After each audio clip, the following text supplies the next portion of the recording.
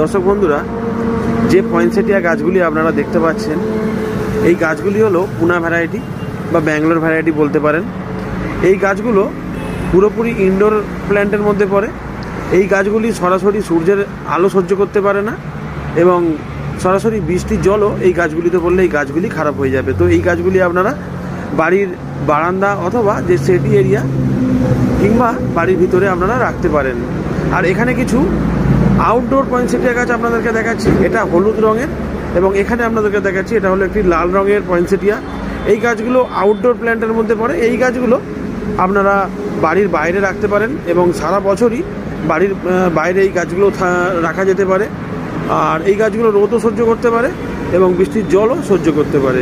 দর্শক বন্ধুরা, এরকম ভিডিও রেগুলার দেখার জন্য চ্যানেলটি প্লিজ সাবস্ক্রাইব করে নেবেন এবং এই ভিডিওটি ভালো লাগলে একটা লাইক অবশ্যই করে দেবেন।